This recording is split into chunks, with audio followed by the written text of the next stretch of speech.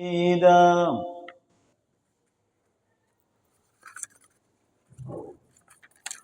وقال رسول الله صلى الله عليه وسلم ألا أن نغزوهم ولا يغزون نحن نسير إليهم.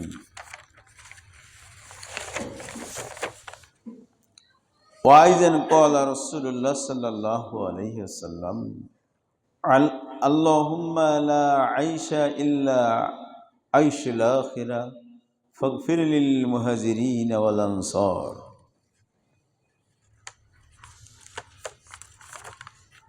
সম্মানিত উপস্থিতি, মহতারাম মুরাব্বিয়ান, সমাবয়স্ক বন্ধুবর্গ, পর্দার অন্তরালে মা ও ভগ্নীগণ, স্নেহের কচিকাচেরা, সামনে কথা আগে পূরণ করতে হবে, তারপরে দ্বিতীয় কথা। আজকের এই দিনে আমরা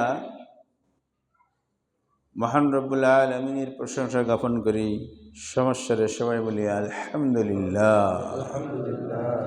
দরুদ বর্ষিত গো সৈয়দুল মুরসালিন শাফিউল মুজনিবিন রাহমাতুল লিল আলামিন নবী মুহাম্মদ সাল্লাল্লাহু আলাইহি ওয়াসাল্লাম, যে নবীর আদর্শকে বাস্তবায়ন করতে পারলে, ধারণ করতে পারলে নিশ্চিত জান্নাত। আজকে আপনাদের সম্মুখে চলমান পরিস্থিতি সহকারে বিশ্বনবীর জীবনেও এরকম পরিস্থিতি এসেছিল, তার একটি বিবরণ দেওয়ার চেষ্টা করব ইনশাআল্লাহ। মনে রাখতে হবে, আল্লাহ রাব্বুল আলামিন নবী মুহাম্মদ সাল্লাল্লাহু আলাইহি ওয়াসাল্লামকে রহমত হিসেবে প্রেরণ করেছেন, তাই কি না? আমরা বলে থাকি ওমা আরসালনাকা ইল্লা রাহমাতাল লিল আলামিন, হে মুহাম্মদ সাল্লাল্লাহু আলাইহি ওয়াসাল্লাম, আপনাকে বিশ্ববাসীর জন্য রহমত হিসেবে প্রেরণ করা হয়েছে। এখন প্রশ্ন হলো, কেমনে রহমত হলো? আল্লাহর নবী তো 27টা যুদ্ধ করেছেন, নিজে সেনাপতি ছিলেন। আবার কাবা ঘরের ভিতর থেকে 360টির বেশি মূর্তি ভেঙ্গে তছনছ করে দিয়েছেন। আবার তার বংশের, কুরাইশ বংশের অনেক নেতা, মানে তার নিজের মূল বংশের নেতা আবু জেহেল, উতবা, সাইবা, তাদেরকে হত্যা করেছেন, তাদেরকে মারার পরিকল্পনা করেছেন। বদরের যুদ্ধ অনুষ্ঠিত হয়েছে, উহুদের যুদ্ধ অনুষ্ঠিত হয়েছে, খন্দকের যুদ্ধ অনুষ্ঠিত হয়েছে। এত যুদ্ধ করলো, এত লোক মারা গেল, তারপরেও তিনি রহমতুল লিল আলামিন কেমনে? এরকম প্রশ্ন হয় কি হয় না? তো আমরা আমাদের কাছে রহমত বলতে এরকমই বুঝাই যে সে খালি মার খাইতেই থাকবো, কখনো আওয়াজ করব না, মারও দিব না, এটা কি রহমত? আমরা কিন্তু অনেকভাবে এভাবে বুঝি যে লোকটা ভালো, মানে কি, যে যা বলবে, গালিগালাজ করবে, মারপিট দিবে, সয়ে যাবে, সেই লোকটা খুবই ভালো, তাই কি মনে করি না সমাজের লোক? আবার বলি যে যে লোক ধর্ম পালন করে, মানুষে মারে, তাকে পাড়ায় যায়, খুশিয়ে যায়, বলে সরল সোজা, এই লোকটা কি বলা হয়? সরল সোজা। আর যে লোকটা সমাজের চোখে দ্রুত চোর, ডাকাত, বাটপার, মানুষের জায়গা দখল করে জমি মেরে নেয় অথবা টাকা আত্মসাৎ করে ইত্যাদি ইত্যাদি যত প্রকারের অনৈতিক কাজের সাথে জড়িত, তাকে আমরা সবাই মনে করি চালাক। কথা ঠিক না? তাকে কি মনে করি আমরা? চালাক। বলে এই লোক সেই চালাক। আর যে কাউকে ঠকায় না, সত্য কথা বলে, স্বাভাবিকভাবে চলে, কাউকে কষ্ট দেয় না, তাকে সমাজের সবাই আমরা বোকা মনে করি। করি কি করি না? দেখছেন কিভাবে সমাজ চলতেছে, আর আমাদের মন সেট আপটা কেমন? তো তারই একটা ক্ষেত্র হলো নবী মুহাম্মদ সাল্লাল্লাহু আলাইহি সাল্লামকে খালি রহমতুল লিল আলামিনই মনে করলাম। বলে আল্লাহর নবী কে খাইতে পারতো না, তারে ডাকাইয়া ডাকাইয়া খাওয়াই দিত। কার বাবা ছিল না তার কাছে, যে তিনি বলতেন আমারে বাবা বলবে, খালি এই ওয়াজই শুনলাম, তাই কি না? মানে এত যত ওয়াজ ছিল, কে আল্লাহর নবী যে 27টি যুদ্ধের সেনাপতি ছিল, তিনি যে তরবারি ধরতেন, যাকে আঘাত করতেন একেবারে নাস্তে নাবুদ করতেন, একেবারে দিন কায়েমের জন্য, রাষ্ট্রীয়ভাবে প্রতিষ্ঠার জন্য নিজের দেশ ত্যাগ করে, পরিবার পরিজন ত্যাগ করে মদিনায় চলে গেলেন, আবার ব্যাক করলেন, যুদ্ধের একেবারে ধামামা বেঁধে দিলেন। মানে কি যুদ্ধ মানে কি? আপন চাচা আবু সুফিয়ান, তার সামনে ভাতিজা, আপন ভাতিজা, নিজের বংশের লোক, নিজের এলাকার লোক, নিজের গ্রামের লোক, একেবারে কচু কাটা, কোনো খাতির নাই। করছেন না করেন নাই? একটু কম বিশ্বাস হইতেছে আমাদের, কারণ ওই যে রহমতের ওয়াজ শুনে শুনে এখন আর ওই মারপিটের ওয়াজ আর ভালো লাগতেছে না। ইসলাম আসলে কি মারপিট ছিল না? ছিল না? আছে না নাই? নাই। শোনেন, আজকে সেই ওয়াজ করি। মাদ্রাসা, স্কুল, কলেজ, এখানে কোরআন পড়ানো হয়। ভাই, কোরআনের ভিতর কি আছে দেখছেন? কোরআনের ভিতর যুদ্ধের কাহিনী আছে না?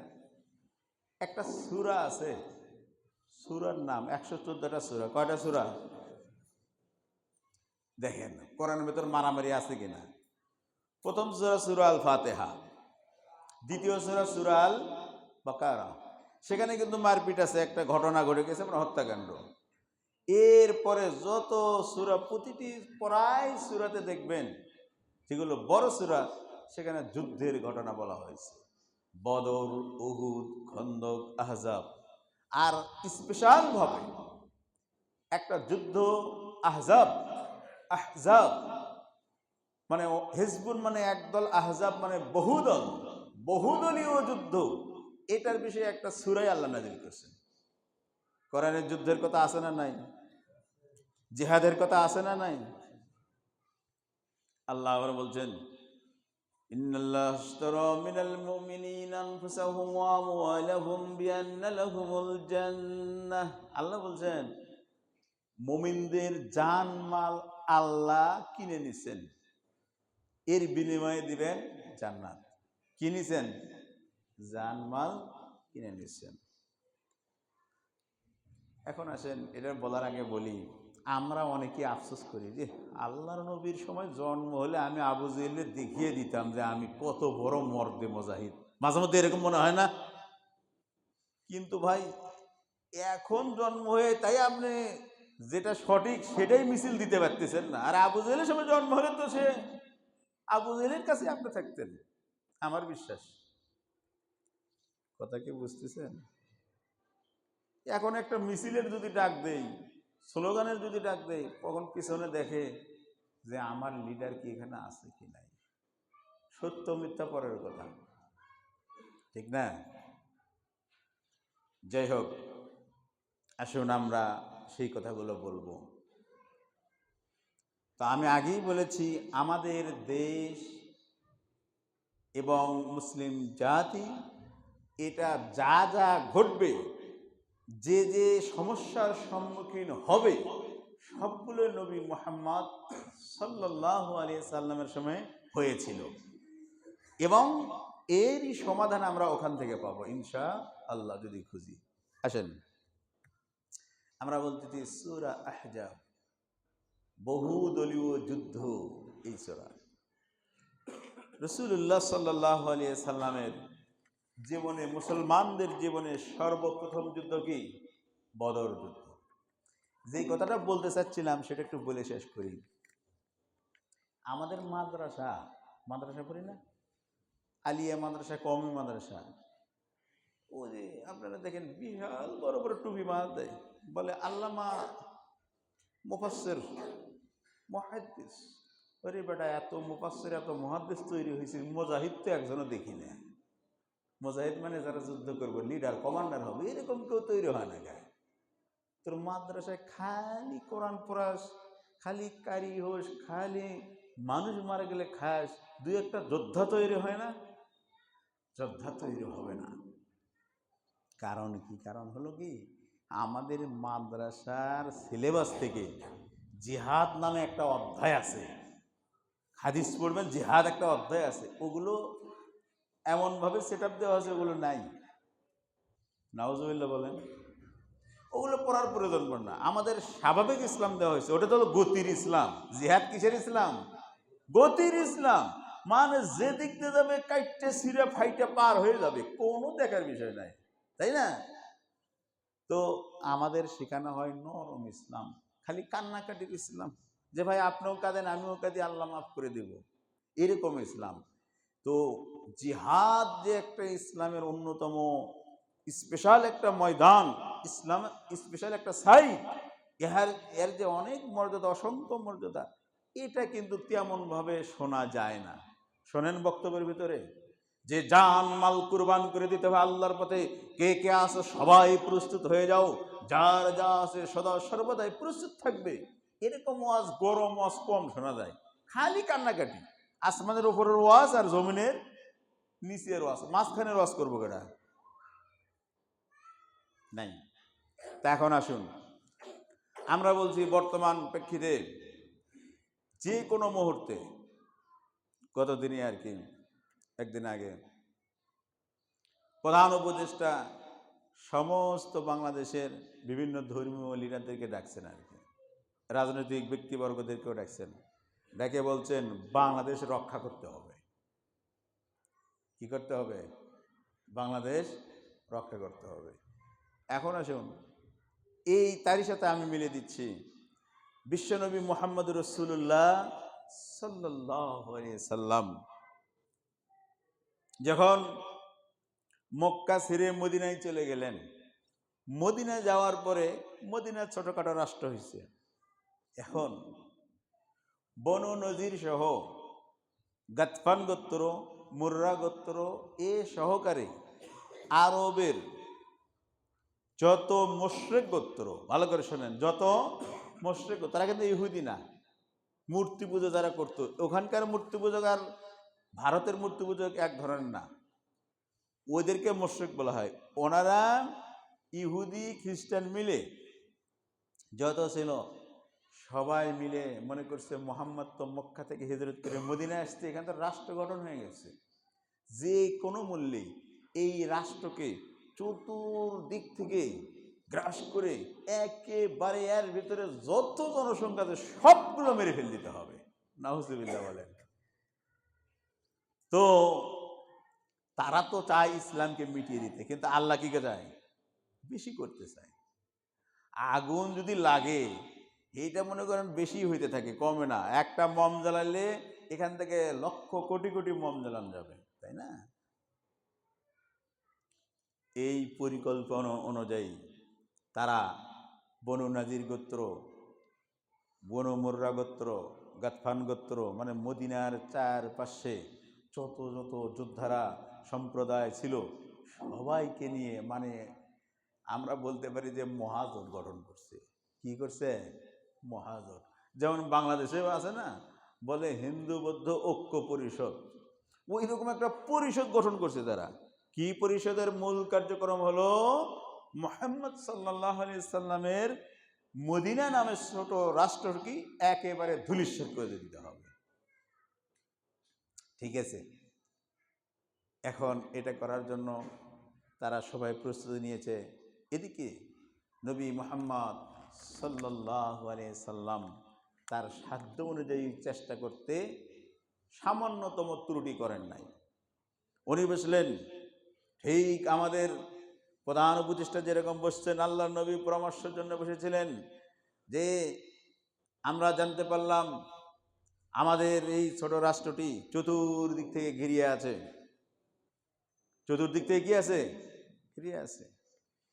তো এরা আমাদেরকে হামলা করবে। ঠিক বাংলাদেশ 3 দিক থেকে ঘিরে আছে। কারা কারা?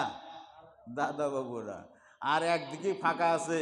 সেই জন্য বিগত সরকার মাঝে মধ্যে বলতো যে আমাদের দেশ সামনের দিকে এগিয়ে যাচ্ছে। তখন আমি বলতাম সামনের দিকে এগিয়ে গেলে তো 3 দিকে তো আর যেতে পারছে না, গেলে বঙ্গোপসাগরের দিকে যাচ্ছে। তো পরে দেখা গেল সাগরের দিকেই গেছে, দেশ ডুবে যাচ্ছে আস্তে আস্তে। বলছে না সরকাররা যে দেশ আমাদের সামনের দিকে এগিয়ে যাচ্ছে। তা আমি একটা মস্করা করে বলতাম যে দেশ এগিয়ে যায় কেমনে? পরে দেখা গেল 15 বছর শাসন করে দেশ একেবারে সমুদ্রের দিকে যাইতেছে, ডুবে গেছে পড়ায়। ডক্টর ইউনূস একটু ধরছে যে আর ঢুকতে দেওয়া যাবে না। তো ঠিক বাংলাদেশের 3 সাইডে যেরকম ভারত ঘিরে রয়েছে, মদিনার 3 সাইডে এরকম সবাই ঘিরে রয়েছে। আর যে সাইড সমস্যা, সেই সাইডে পাহাড়, বন জঙ্গল, বাগান এগুলো ফাঁকা।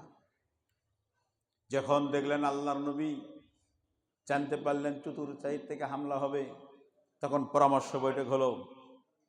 এবার সেই কথা লৌহ মানব হযরত সালমান ফারসি, যিনি বলা হয়ে থাকে প্রায় 220 বছরের কাছাকাছি হায়াত পেয়েছিলেন, উনি ইরাকের একজন রাজপুত ছিলেন।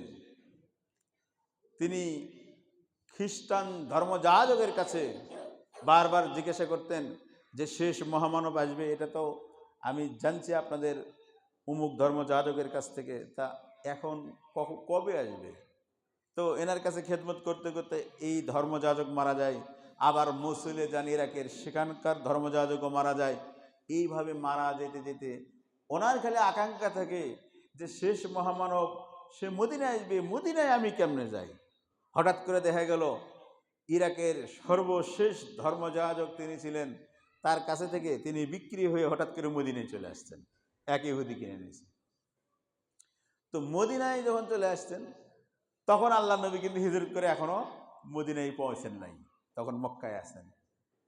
তো তিনি জানতে পারেন, শুনতে পারেন যে মুহাম্মদ নামে একজন নবী দাবি করছে, তিনি মক্কায় খুব নির্যাতিত হচ্ছেন, অচিরেই মদিনায় আসবে, এরকম মদিনার অলিগলিতে আলোচনা হচ্ছে।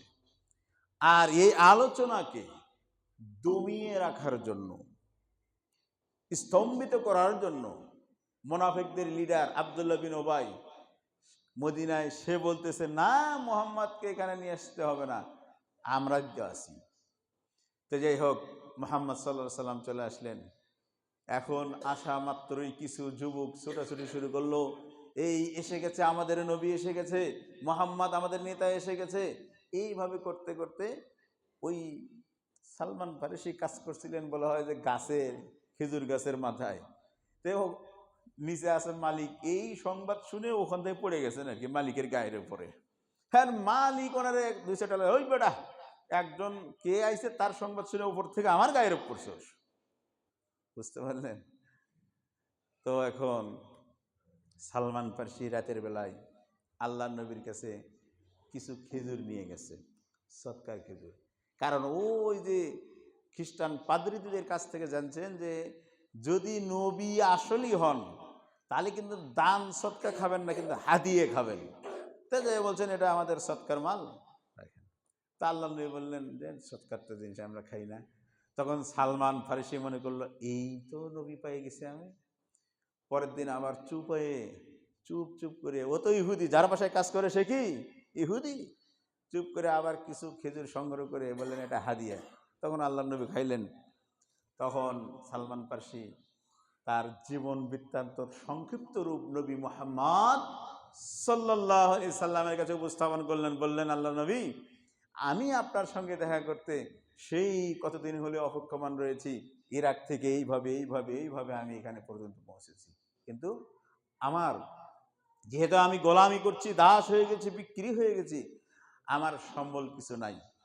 তো কথিত আছে, বর্ণিত আছে যে তাকে বলা হয়েছিল যে 600, কেউ বলছেন 6000 স্বর্ণ মুদ্রা, আর বলছেন একটা বাগান করে দিলে খেজুরের, তাহলে ওই ইহুদি আমাকে ছেড়ে দেবে, মুক্ত করে দেবে।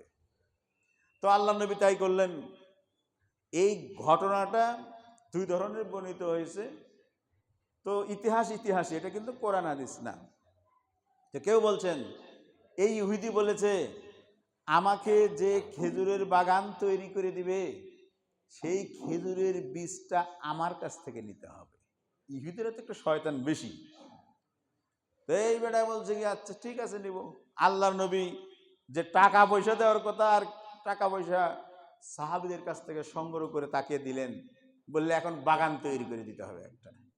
বাগান কেমনে?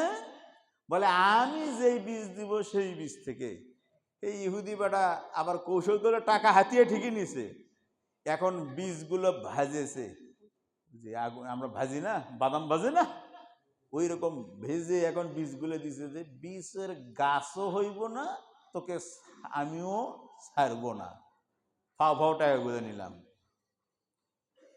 দেখতেছেন কে কে দেখতেছেন এগুলো? আল্লাহ। আরে ভাই, বীজ ভাজলে যে হবে না আর থাকলে যে হবে সব জানে কে? এবার নবী মোহাম্মদ সাল্লাল্লাহু আলাইহি সাল্লামের কাছে আসলেন, তো বলছে ঠিক আছে বীজগুলো দিয়েছে, বলে হ্যাঁ দিয়েছে। চলো এবার মাঠে, যে কোথায় তার বাগান কোথায় লাগাবে, লাগাইছে। তা আলীকে বললেন তুমি করতে থাকো আর আমি বীজগুলো দিতে থাকি, পিছনে কেউ তাকায়ও না। কি হয়েছে না হয়েছে ওটা পরের কথা, ইহুদি বীজ দিছে, তা আল্লাহ নবী অবশ্যই বুঝতে পারছেন, বুঝতে পারেন নাই? বীজগুলো দিয়ে দিয়ে জমির শেষ সীমানায় গেছেন, বলে এখন পিছনে তাকাও, দেখা গেল সব গাছ হয়ে গেছে। সুবহানাল্লাহ। এবার আর ইহুদি এখন আর ঠেকাই কোথায়? কথা হলো, এবার সালমান ফারসি তার কাছ থেকে মুক্ত পেলেন। বলা হয়েছে ইতিহাসে, এই জন্য এই বাগানের কিছু খেজুর, মানে গাছ যেগুলো পোড়া পোড়া দেখা যায়, বলে এই খেজুর আরো বেশি দামি সেই সময়ে ছিল, এখনো আছে কিছু গাছ, দেখবেন ইউটিউবে দেখা যায়। তো বিষয়টা এখানে না, বিষয় যেটা আমরা বলতে চাচ্ছিলাম, যখন আল্লাহর নবী মদিনায় আক্রান্ত হবে, ভারত যেমন বাংলাদেশের চতুর সাইডে ঘিরে ধরে আছে, ঠিক মদিনার চতুর সাইডে সব গোত্র বলল আজকে মদিনায় আক্রমণ করতে হবে, প্রস্তুতি নাও। সবাই প্রস্তুত হয়ে গেল, মহাজোট গঠন করে ফেলছে। তখন আল্লাহর নবী এই সালমান ফারসি, যাকে এতক্ষণ বললাম যার কথা, তাকে নিয়ে আরো সাহাবীদেরকে নিয়ে বসলেন যে এখন উপায় কি আমাদের বলো। সবাই পরামর্শ দিচ্ছে যার যার অ্যাঙ্গেল থেকে।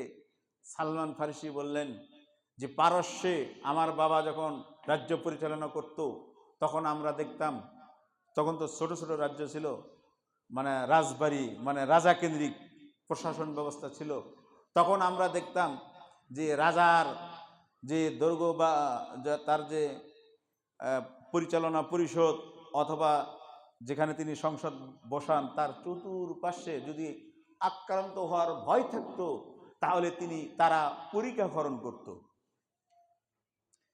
ওই যে দেখেন না, বিভিন্ন ক্যান্টনমেন্টের চতুর্পাশে খাল খনন করা থাকে। এই পরামর্শ উনি দিলেন। তখন আল্লাহ নবী বললেন ঠিক আছে, উত্তর দক্ষিণ পূর্ব পশ্চিম মদিনার সব দিকে তো মোটামুটি পাহাড় আছে, তারপরে বাগান আছে, এদিক থেকে সৈন্যরা একে ধারে আক্রমণ করতে পারবে না, ফাঁকা হলো উত্তর দিক। তাহলে আমরা একটা কাজ করি, সালমান ফারসি যে আমাদেরকে পরামর্শ দিয়েছে পরিখা খনন করা, মানে গর্ত খনন করা, যেটাকে আমরা বলি খাল খনন করা, তাহলে এইটা খনন করি। সর্বসম্মতিক্রমে সিদ্ধান্ত হলো তাই খনন করা হবে। এক তো নতুন রাষ্ট্র, দুর্বল, যেরকম মানুষগুলো দুর্বল, আর কাঁচা ইমান, মানে এখনো তো পাকাপোক্ত হয়ে ওঠে নাই, তারপরে খাওয়া নাই বিভিন্ন, তারপরে অর্ধেক আবার কোত্থেকে আসছে, মক্কা থেকে চলে আসছে, তারা মুহাজির। এবার গর্ত করার পালা শুরু হয়ে গেল, পরিখা খনন করার। 10 জনকে 40 হাত করতে হবে, 10 জন মিলে কয় হাত করতে হবে? 40 হাত করে। এভাবে সবাইকে ভাগ বাটোয়ারা করে দেওয়া হলো, খুঁড়তে থাকছেন। খুঁড়তে খুঁড়তে সাহাবীরা বলছেন অনেকে 3 দিন হলে খাবার নাই। কয়দিন হলে? সহজ কথাই হলো মাটি কাটা কাজ। এটা পরিখা খনন বা ওই যে আমরা বলি যে খাল খনন, এটা তো মাটি কাটা বিষয়। হঠাৎ করে দেখলেন বিশাল বড় একটা পাথর এসে গেছে। তো তখন আল্লাহ নবীর কাছে বললেন, আল্লাহ নবী, এই যে একটা পাথর, এটা তো আমরা সরাইতেও পাচ্ছি না, কাটতেও পাচ্ছি না, আমাদের কোদালের আঘাতে এটা কাটছেও না। তখন আল্লাহর নবী নিজ হাতে একেবারে ওই কোদালটা হাতে নিয়ে জোরে একটা আঘাত দিলেন। প্রথম আঘাতেই পাথরের 1/3 অংশ ভেঙে গেল। বলেন আলহামদুলিল্লাহ। ভেঙে যাওয়ার সঙ্গে সঙ্গে একটা আলোক রশ্মি বের হয়ে গেল। তখন রাসূল সাল্লাল্লাহু আলাইহি সাল্লাম বললেন, আমাকে দেখানো হলো যে রোম বিজয় হয়ে যাবে। কি হবে? রোম আমরা বিজয় করতে পারবো। আবার আঘাত হানলেন, বলে পারস্য, আরেকবার অর্ধেক ভেঙে গেল, আর এক অংশ, বলে পারস্য আমাদের বিজয় হয়ে যাবে, আমরা রোম পারস্য বিজয় করতে পারবো। এইভাবে আরেকবার আঘাত হানলেন, বলেন সিরিয়ায় আমাদের করাতলে চলে আসবে। এইভাবে রোম পারস্য সিরিয়া, মানে তখনকার যে রাজ্যগুলো, বলে সব আমরা বিজয় করতে পারবো ইনশাআল্লাহ। সাহাবীরা ইমানের তাগিদে বিশ্বাস করলেন যে হতে পারে, যেহেতু আল্লাহ নবী বলছেন হবে। এটা শুনে মোনাফেক যারা ছিল, এরা আবার বলল, হেই, পাথরকে আঘাত করে খাইতে পারতেছি না, কয়দিন হলে আর রোম পারস্য বিজয় হয়ে যাচ্ছে। বুঝতে পারছেন? এখান থেকে মেসেজ হলো বাংলাদেশের জন্য, ওই মদিনা রাষ্ট্র সেই সময় যেরকম ছিল, বাংলাদেশ কি তার চেয়ে দুর্বল? কথা বলেন, তার চেয়ে কি দুর্বল এখন? ওখানে মানুষ ছিল মাত্র কয়েক হাজার, তাই না, যারা কাজ করেছে, সব মিলে হয়তো 2-3 লাখ মানুষ ছিল। আর বাংলাদেশের মানুষ কত? 18 কোটি। তার ভিতর মুসলমান কয় কোটি? 14 কোটি। পুরুষ কয় কোটি হয়? 7 কোটি। কথা কন না কেন? কয় কোটি? আর যারা গাঁজা টাজা খায় এরাও হবে 2-1 কোটি। মদ গাঁজা খেয়ে ছেলে পেলে পড়ে থাকে না, এদের তো কোনো কাজ নাই। তো যদি গাঁজা যারা খায় এদেরকে খালি সোজা করে যদি দাঁড় করে দেই, যে তোর তো এমনি মারা যাবি, খালি ওইখানে যাই মারা যাবি, ভারতের সিঁড়িগুলি, যেটা আমাদের চিকেন লেগ বলি, মুরগির গোলা বা কাঁধ, ওইখানে চাইপে ধরে খালি তুই মরে যাবি, 7 কোটি যুবক যাইব ওইখানে। কয় কোটি? এইদিকে যাওয়া লাগবে না, খালি ওইখানে যাইয়ে মদ গাঁজা যা খাইব ওখানে পড়ে যাবি খাইয়ে। তাহলে ওদের 7 সিস্টার শেষ, ভারতের 7টা রাজ্য শেষ। কথা কি শুনতেছেন? ভয় পাইতেছেন নাকি? আবার ভয় পাইতেছে, কয় না হুজুর এই সমস্ত কথা বলেন, এমনি জিকির আজকারের কথা বলেন। যুদ্ধ করতে রাজি আছেন? যদি বাজে যায়, 2-1 জন কইছে, কয় হুজুর দোকান পাট এই যুদ্ধ জিহাদ এগুলো যাওয়া যাবে না। যদি ডাক আছে যে ভারত যে কোনো মূল্যে, এখন তো প্রতিনিয়তই শুনতেছি তো বলে যুদ্ধ করবে, দখল করবে, আমরা খালি বলি ছেড়ে দে, আইসতে দে ওদেরকে। গরু খায় না, খাওয়াই দিব। শয়তান না গরু খায় না, গরুর মুত খায়, হাগু খায়, মুতু খায়, গোস্ত খাওয়াই দেবো বেটাই, ঠিক কিনা? গোস্ত খাওয়াই দেবো তোরে। আবার লুকে লুকে গোস্ত খায়, মানে চুপিয়ে চুপিয়ে। ও শুভেন্দিরু না, ও আর একজন হিন্দু বলতেছে ও চুপায়ে চুপায়ে 3-4 প্লেট গোস্ত খাইছে, গরুর গোস্ত। প্রকাশ্যে খায় গরুর মুতু, হাগু, আর গোপনে খায় কি? আসো, বাংলাদেশের অস্ত্র বেশি লাগবে না। যতগুলো যুবক আমি বলছি যারা গাঁজা খায় এদেরকে পাঠাবো ওখানে, আর যারা মুসলমান আছে নামাজ পড়ে এরা আমরা এখানেই থাকবো, ওদেরকে পাঠাবো ওই জায়গায়। আসেন আরেকটু বলি, সেই ব্রিটিশের সময় আপনারা সবাই জানেন লালমনিরহাটে বিশাল বড় বিমানবন্দর আছিল, এখন সেটা চালু করছে। ভারতের মাথা ব্যথা হয়ে গেছে। ওইখান থেকে খালি যদি স্রোত কোনো প্রকারে ভারত যদি একটু শব্দ করে, খালি বাংলাদেশের সেনাবাহিনী কয়েকটা প্লেন ওখান থেকে উড়াই দেবো, জঙ্গি বিমান, তাহলে মনে করেন 7টা রাজ্য সাথে সাথে শেষ। এই ভয় করতেছে। এ ভাই এত ভয় করো কেন? ভয় হলে এক জায়গায়, ওই যে দেখেন না মুসলমানরা, আল্লাহ বলছেন কি, ইন্নাল্লাহা ইশতারা মিনাল মুমিনিনা আনফুসাহুম ওয়া আমওয়ালাহুম বিআন্না লাহুমুল জান্নাহ। আল্লাহ বলছেন মুসলমানদের জান মাল। আবার বলছেন আল্লাহ রাসূল বলেছেন, ইন্না সলাতি ওয়া নুসুকি ওয়া মাহইয়ায়া ওয়া মামাতি লিল্লাহি রাব্বিল আলামিন। আমার নামাজ, আমার রোজা, আমার জীবন মরণ সব কার জন্য? কার জন্য?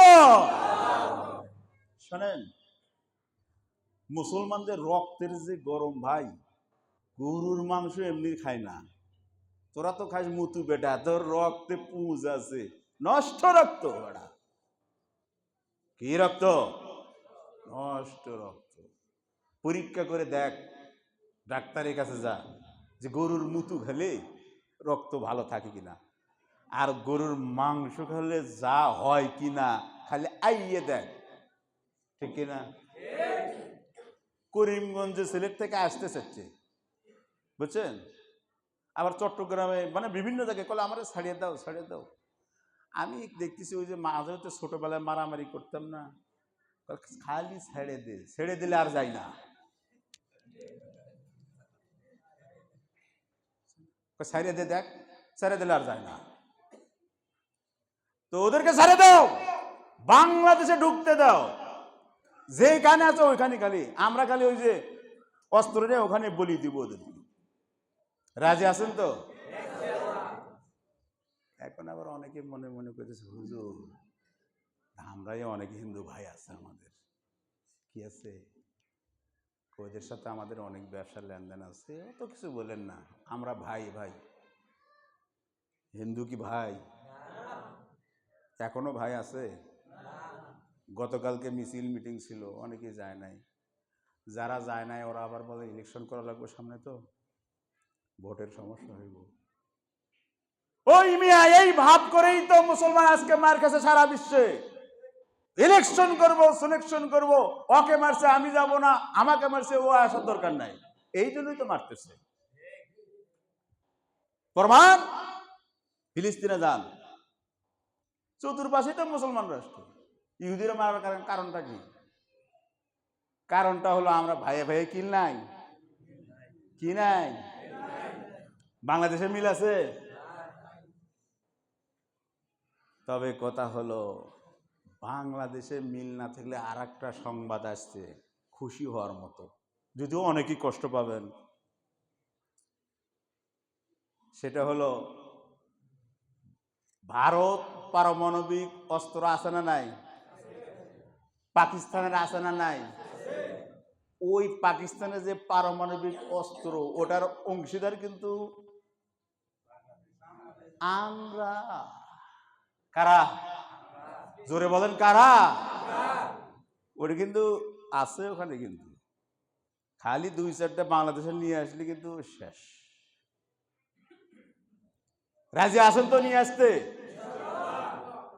হ্যাঁ, সেই জন্য মাঝে মধ্যে দেখা যায় স্লোগান উঠছে, ভাই 71-এ মারামারি করছি ভাইয়ে ভাইয়ে, মীমাংসা একত্রিত হতে সময় লাগবে না, খালি বলবো আইসো যাইমু, শেষ। দুই দিক থেকে পারমাণবিক অস্ত্র রেখে তো ভারতের 28টা রাষ্ট্র, 28টা দেশ করে ফেলবো আমরা। তুই পাইছিস কি বেটা? বাংলাদেশে একটা মন্দির আমরা ভাঙি নাই, তাও খালি বলে। গত পরশুদিন ধামরাইয়ের একটা প্রতিবেদন এসেছে, আমরা দেখছেন কিনা চ্যানেল আয়ে? দেখেন না তো? ধামরাইয়ের প্রতিবেদন দিছে, এক এক করে হিন্দুদেরকে ধরে বলছে যে তোমার মন্দিরে কোনো হামলা হয়েছে, তোমাদের কোনো সমস্যা, কোনো সমস্যা নাই। কয় যে ধামরাই কথা তো দিল্লিতে প্রচার হইতেছে, তোমাদের সমস্যা নাই? কয় আমরা বলি নাই, কেউ কেউ বলছে। কথা ঠিক কিনা? ওরা চাইতেছে ওইখানে যেরকম হইতেছে আমাদের এখানে ওই রকম হোক, তারপরে কিছু একটা হবে। আরে ভাই, ওই রকম হইতে হবে কেন রে ভাই? বাংলাদেশে যত হিন্দু আছে আমরা তো কোনো হট্টগোল করি নাই, যদি করি তো এই হট্টগোলে দেখাই যাইব না, পায়ের সাথে সব মিশে যাব। এটা কি মারামারি করা লাগবো? বেটা তোর লাগান মন্দির মানে মসজিদ যেরকম ভাঙছে আমাদের মসজিদ ভাঙতে হবে না, খালি আমরা বলে দিব যে এগুলো বন্ধ করো, অনৈতিক কাজ করবে না। কিন্তু মনে রাখতে হবে, মুসলমান আমরা, মুসলমানের হাতে কখনো কোনোদিনও আসলে প্রকৃতপক্ষে যে মুসলিম, তার হাতে মন্দির ভাঙ্গার কোনো চিহ্ন নাই, ঠিক কিনা? বরং ইতিহাস ঘাটলে দেখা যাবে, যদি কোনো মুসলিম অন্যায়ভাবে অমুসলিমদের উপাসনালয় অথবা তাকে হত্যা করেছে, মেরেছে, তার কঠিন বিচার করা হয়েছে। দেখেন, একটা কথা বলি, ওমর ইবনে আব্দুল আজিজের সময় সিরিয়াতে সম্ভবত তো মুসলমানরা একটা মসজিদ বানাবে, তো সেই মসজিদের ভেতরে তাদের খ্রিস্টানদের গির্জার কিছু অংশ গিয়েছে। কিছু কিছু খ্রিস্টান অভিযোগ করেছে যে আপনাদের মসজিদে আমাদের জমি জায়গা জবরদখল করা হয়েছে। তখন সঙ্গে সঙ্গে তলব করা হলো ওমর ইবনুল আব্দুল আজিজ, বললেন এই ঘটনা কি হয়েছে? পরে বাস্তবতা হলো যে আসলে এরকম ঘটনা ঘটে নাই, কিন্তু ওই খ্রিস্টানরাই দিতে চেয়েছিল, মানে টাকার বিনিময়ে। এটাও আসলে হয় নাই, অযথা মিথ্যা সংবাদ দেওয়া হয়েছে। তারপরে ওমর ইবনুল আব্দুল আজিজ সেখানে সমাধান দিয়েছিলেন যে শোনো, তাদের গির্জার যে জায়গা ওইটা কখনো নেওয়া যাবে না, এটা এই ভুল কখনো করবে না, প্রয়োজন বোধে অন্য জায়গায় মসজিদ হবে। আর ভাই, আপনাকে আমাকে যদি বলে যে এখানে হিন্দু বা বৌদ্ধ অথবা অন্য ধর্মের লোক তাদের ইবাদত গৃহে যায় নামাজ পড়েন, আমরা কি পড়বো ভাই? আমরা পড়বো? ওদের জায়গায় কি আমরা যাইব? মুসলমানের শিক্ষা ওটা নয়।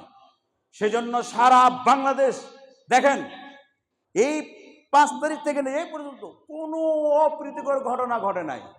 সবচেয়ে অপ্রীতিকর ঘটনা যদি ঘটতো ধামরাই ঘটতো। আমরা তো সবাই সাক্ষী। উপজেলা আগুন লাগাই হয়েছে, পাশে কি ছিল ওটা? না না, মন্দিরের পাশে আর একটা ঢুকতে কি এটা, আমি নিজে দাঁড়িয়েছিলাম ওখানে। আমি দাঁড়িয়ে লাইভ করতেছি আর বলতেছি এক সময় না এক সময় ভারতের দালালরা বলবো যে এরা সব পুড়েছে। একটা লোককেও আমি দেখলাম যে রথের দিকে তাকাইছে। আলহামদুলিল্লাহ বলেন। একটা লোকও না, মারবো দূরের কথা, বলতে রথের তাকাই নাই কেউ। সাথে আর একটা মন্দির তাকাই নাই। অতএব আবার ফিরে যান ভারতে। ভারতের মসজিদের সামনে নিয়ে কত ঢোল পেটানো হচ্ছে, কত কিছু করা হচ্ছে। হচ্ছে কি হচ্ছে না? মুসলমানরা বাংলাদেশের কোন মন্দিরের সামনে আজান দিতে গেছে? দেখছেন? ভিডিও পাইছেন? যাই না।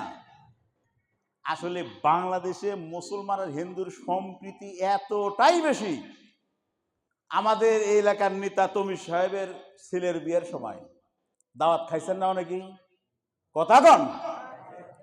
হিন্দুদের ব্যবস্থাপনা আলাদা ছিল কি ছিল না? মুসলমানদের? তাহলে আবার মোদি তুমি আবার সম্প্রীতি শেখাও আমাদের। প্রতিটা এলাকায় আমরা দেখি যে আমরা আমাদের বাবার বয়সে তাদেরকে বলি কাকু, তাই বলি না? দেখবেন কোথাও গ্রামগঞ্জে তো আরো বেশি হিন্দু মুসলিম এত একাকার, এরা জানি না যে এত ভেদাভেদ করতে হয়। ইদানিং আমরা সবাই জানলাম যে আসলে হিন্দু মুসলিম দাঙ্গা বাঁধে, আগে কেউ জানতোই না বাংলাদেশের মানুষ, ঠিক কিনা? সেই জন্য আমরা বলি ভারতের যত চ্যানেল আছে, ইউটিউব চ্যানেলে যেগুলো সংবাদ পরিবেশন করা হয়, বাংলাদেশের থেকে সেটা কন্ট্রোল করুন, কারণ ওগুলো মিথ্যা প্রচারে আমরা প্রভাবিত হয়ে যাই, ঠিক কিনা?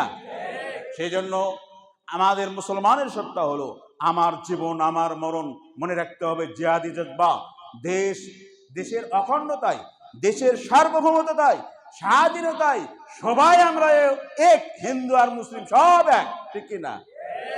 অতএব এখানে কোনো বিভেদ নাই, আমাদের ধর্মের কোনো হানাহানি নাই। তবে মানচিত্র হাত দিলে মোদি তোমাকেও আমরা ছাড়ব।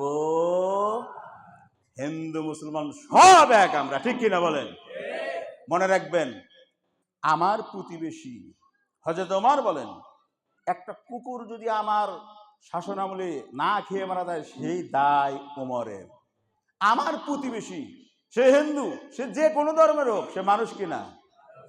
ইসলামে মানুষের একটা আলাদা অধিকার আছে। সেই জন্য বলা হয় হাক্কুল্লাহ হাক্কুল ইবাদ। এই হিন্দু সে যদি আপনার কোনো কর্মে কষ্ট পায়, খ্রিস্টান যদি কোনো কর্মে কষ্ট পায়, বৌদ্ধ যদি কষ্ট পায়, এটা আল্লাহ মাফ করবে না। কে মাফ করবে না? ওই হিন্দু ভাই বা খ্রিস্টান বা বৌদ্ধ ভাইয়ের কাছে মাফ চাইতে হবে, ভাই আমি তোমাকে অন্যায় চর মেরেছি, অন্যায় করে জমি দখল করেছি। সেজন্য ইসলামের মূল শিক্ষা এটা, ভুলে গেলে হবে না। কথা শেষ।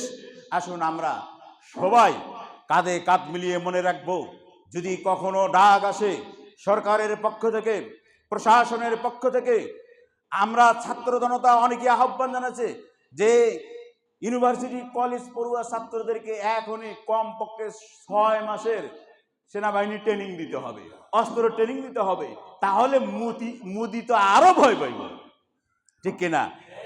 অতএব আমরা সজাগ থাকব। বিশেষ করে আমাদের ধামরা এখানে বিশেষ করে সজাগ বেশি থাকবেন। দেখবেন অন্য কেউ ওই মন্দিরে অথবা তাদের রথে হামলা করে পুড়ায় দিয়ে আপনাদের দোষ দেবে, আমাদের দোষ দেবে। এইটা যাতে কেউ করতে না পারে আপনারা সবাই সজাগ থাকবেন ইনশাআল্লাহ। দেখবেন আর কিছুদিনের মধ্যে বাংলাদেশ ইনশাআল্লাহ সব দিক থেকে কভার হয়ে এগিয়ে আসবে। মনে রাখতে হবে, ওই যে কথা বললাম, আল্লাহর নবীর ছোট রাষ্ট্র ছিল, সবাই যুদ্ধ করতে চাইছিল, নাস্তে নাবুদ করতে চাইছিল, কিন্তু যখন এসে দেখলো কাফেররা সবাই আসলে এসে দেখছে যে খন্দক খরা, পরীক্ষা খরা, তখন কেউ এসে মন্তব্য করছে, কে রে এত বড় কবর কিডা? পরীক্ষা বোঝেন না, খাল, বিশাল বড় খাল মদিনার উত্তর দিকে। কেউ কেউ মন্তব্য করছে, আরে এত বড় কবর সবাইকে একসাথেই মারিয়া এখানে কবর দেবো কিনা, ভয় পাইতেছে আর কি। আবার কেউ কেউ বলতেছে, আরে এইটা কি, আবার এই জায়গা তো সমান ছিল। মানে কোথায় আসছে ইতিহাসে, ভয়তে কেউ নামতেছে না, যে নামলে না জানি কোন দিক থেকে মাটি চাপা দিয়ে সবগুলোকে একসাথে কি কবর দিয়ে ফেলাই। তো দুই একজন নামছে, হযরত আলী এক সাইডে যারা ছিলেন, আর পাশ থেকে মুসলমানরা তীর মারছে, তীরের ভয়ে আতঙ্কে এত মানুষ তারা আসছে, কিন্তু তারপরেও বিনা যুদ্ধে মাত্র অবরোধ করেছিল, মুরু ঝড় শুরু হয়ে গেল। তারপরে এমনিতেই আল্লাহ রাব্বুল আলামিন এই মুশরিকদের দুর্বল মন করে দিয়েছেন। দুর্বল মুশরিকদের মনটা কি খুব দুর্বল, ভীতু ভীতু ভীতু। তো আল্লাহ নবী বলছেন, নুসিরতু বির-রুবি, মুসলমানদেরকে আল্লাহর পক্ষ থেকে ভয় ভীতি দ্বারা সহযোগিতা করা হয়েছে। মানে হলো কি, মুসলমান যোদ্ধারা কোথাও কোনো এলাকায় যদি যায়, তখন বিধর্মী যতই থাক ওদের হৃদয়ে ভয় থাকে, ওরা খালি কয় জানলে বাঁচলে হয়, আর মুসলমানরা কয় জানটা খালি আল্লাহর রাস্তায় দিলে হয় জান্নাত। সুবহানাল্লাহ বলেন। যার পিছটান থাকে সেই কি যুদ্ধে জিতবে? ইনশাল্লাহ আমি সবাইকে উদ্যত আহ্বান জানাবো, আসুন আমরা সবাই মিলে আল্লাহ যেরকম আহজাব এর যুদ্ধে মুসলমানদের বিজয় দিয়েছিলেন, সারা ভারত যদি চতুর্পাশে থেকে বাংলাদেশকে ঘিরিয়ে রাখে, ইনশাআল্লাহ আমরা যদি কোনো অন্যায় কাজে জড়িত না হই, যতই মিথ্যা প্রচার করুক কোনো কাজে আসবে না ইনশাআল্লাহ। সেজন্য দল মত মাযহাব ফিরকা তরিকা মতবাদ সব কিছু ভুলে গিয়ে দেশকে রক্ষার জন্য এক প্ল্যাটফর্মে, ইমানকে রক্ষার জন্য এক প্ল্যাটফর্মে দাঁড়িয়ে থাকতে হবে ইনশাআল্লাহ। রাজি আছেন তো? আর যারা আমাদের ধামরাই সহ আশেপাশে যারা সংখ্যালঘু আমরা বলবো না, যে কোনো ধর্মের লোক যারা আছে, তাদের প্রতি যারা হামলা করবে তাদেরকে ধরে সেনাবাহিনীর হাতে দিবেন, পুলিশের হাতে দিবেন। রাজি আছেন তো? তাহলেই দেখবেন আর কোনো সমস্যা হবে না। আল্লাহ আমাদেরকে তৌফিক দান করুন, আল্লাহুম্মা আমিন। আকুলু কাওলি হাযা, আস্তাগফিরুল্লাহ ওয়া লাকুম। আসসালামু আলাইকুম।